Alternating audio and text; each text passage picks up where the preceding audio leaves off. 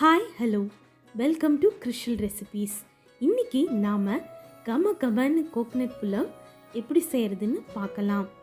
இதுக்கு ஏலக்காய் 6, கிராம்பு 8, மராட்டி மொக்கு 2, ஜாவித்ரி 1, ஒரு விரல் சைஸ் பட்டை, கொஞ்சமாக முந்திரி பருப்பு, பிரியாணி இலை, புதினா 1 கைப்பிடி, சீரக சம்பா அரிசி 1/2 கிலோ, பெரிய வெங்காயம் 2, தேங்காய் துருவல் 1/2 மூடி, இஞ்சி பூண்டு பேஸ்ட் 2 டேபிள் ஸ்பூன், நெய் 1 tablespoon, oil 4 tablespoon, மல்லித்தழை 1 கைப்பிடி, பச்சை மிளகாய் 6, உப்பு தேவையான அளவு எடுத்துக்கலாம்.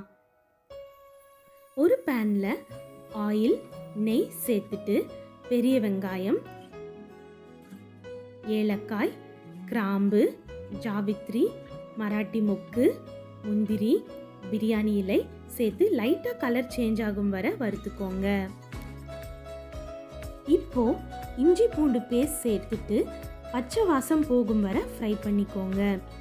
இப்போ பச்சை மிளகாய், 1 கப் ரைஸுக்கு 1/2 கப் தண்ணி சேர்த்து கொதிக்க விடுங்க. தண்ணி கொதித்ததும் உப்பு, புதினா, மல்லி இலை, துருவிய தேங்காய், சீரக சம்பா ரைஸ் சேர்த்து அரிசி 3/4 பாகம் வெந்து வந்ததும் வாழை இலை போட்டு 15 நிமிஷம் மீடியம் ஃப்ளேமில் தம் வச்சு இறக்கிக்கோங்க.